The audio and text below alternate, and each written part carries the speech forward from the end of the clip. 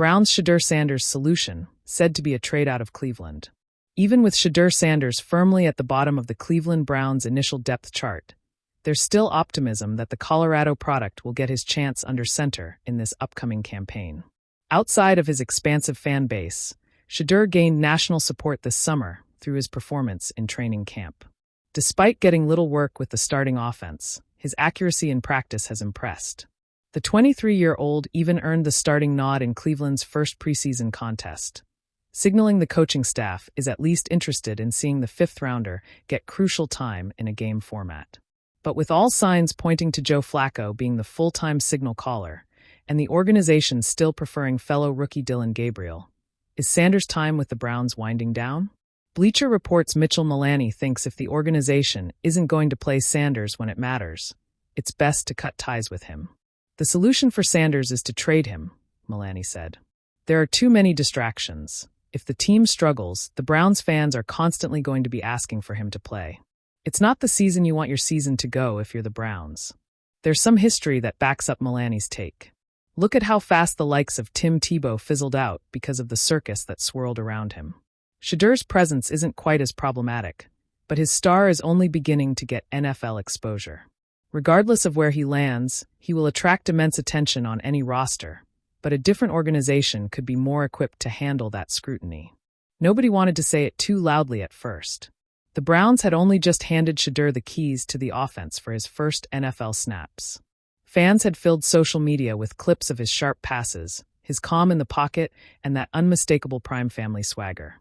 But in the NFL, hype doesn't last long when the scoreboard isn't cooperating, and the locker room politics don't care about last names.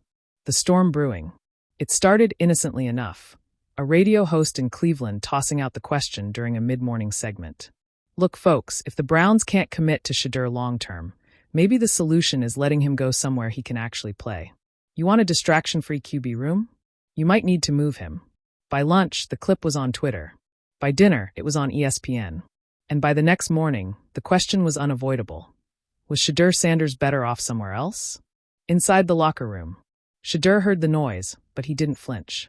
Reporters later said he was the same in practice, crisp throws, same routines, same ice-cold demeanor. But behind the scenes, there were signs of friction. The Browns' depth chart was crowded. Veteran Kenny Pickett still had his supporters in the building. Joe Flacco was a steady hand that coaches leaned on for safety. And Dillon Gabriel, the other rookie, was turning heads with his athleticism. One assistant coach, speaking anonymously, told a beat reporter, "The thing about Shedeur is he doesn't want to wait. And I don't mean that in a bad way. He's just wired to play now. And if he's not the guy here, he's going to want to be somewhere that he is." The Dion factor. When trade rumors touch the Sanders family, you can bet Dion Coach Prime, Sanders won't stay silent for long. He'd been watching closely from Colorado, staying publicly supportive, but privately making phone calls. At a Buffalo's practice, a reporter finally asked the question, "Coach, what do you think about the trade rumors surrounding your son?" Dion's smile was thin, but his voice carried weight. "Let me tell you something. My son's not afraid of competition. But we didn't come this far for him to be somebody's insurance policy. He's a franchise quarterback. If Cleveland can't see that, maybe somebody else will." Those words hit the NFL like a well-thrown deep ball. It wasn't an official trade request, but it was close enough to set front offices buzzing. Potential landing spots. Sports talk shows went into overdrive, drawing up lists of potential suitors. Atlanta Falcons. The idea of Shedeur leading a young offense in the city where his father played baseball and football was irresistible to fans. Denver Broncos. High altitude, Sean Payton, and a desperate need for a long-term QB. Plus, Coach Prime could practically drive over to games. Las Vegas Raiders. A franchise that thrives on swagger, desperate for a marketable face. Every segment ended the same way. If he's available, somebody will pay big. Cleveland's dilemma. Inside the Browns facility, GM Andrew Berry faced an impossible situation. Trading Shedeur this early would be admitting the team couldn't manage its quarterback room. But keeping him on the bench too long risked souring the relationship and wasting a year of his rookie deal. Publicly, the team said all the right things. "We believe in Shedeur. He's part of our future. We're not entertaining trade talks." Privately, scouts were calling other teams just to gauge interest.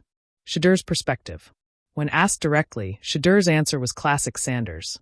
confident, measured, and just cryptic enough to keep the rumors alive. "I'm focused on winning games," he said after a practice. "Wherever I am, I'm going to lead. But I've always said, I want to be somewhere that wants me to be the guy." That's it. It wasn't a demand. But it wasn't exactly a love letter to Cleveland either. The game that changed everything. The rumors were still swirling when the Browns faced off in their second preseason game. Shedeur came in during the second quarter, and it was like watching a quarterback with something to prove: laser-precise throws, quick decisions, and a fourth-down conversion that made the crowd roar. On the sideline, the cameras caught him walking past the offensive coordinator without even breaking stride, helmet still on, eyes locked forward. It wasn't disrespect. It was a statement: "I'm ready. Play me." After the game, a veteran teammate told a reporter, "Man, if they trade him, they better be ready to see him in a Pro Bowl jersey somewhere else." The breaking point. 2 days later, another leak hit social media. Multiple teams had called Cleveland to inquire about Shedeur's availability. No names were confirmed, but fans put the pieces together quickly: Falcons, Broncos, Raiders, the same ones analysts had been talking about. The Browns tried to shut it down. "We are not trading Shedeur Sanders," the statement read. But the sentence didn't say never. It just said now. Coach Prime's last word. As the week closed, Dion went on a podcast and delivered what would become the most replayed clip of the month. "I'm not saying my son's leaving. I'm not saying he's staying. I'm saying this: wherever he is, he's going to be a leader, he's going to win, and he's going to make that city proud. But understand something: my boy ain't built to sit. He's built to shine." It was both a warning and a prophecy. The unwritten future. Whether Shedeur Sanders would stay in Cleveland or find a new home remained an open question. But one thing was certain: the NFL world was watching closely, and every snap he took in orange and brown felt like it could be his last in those colors.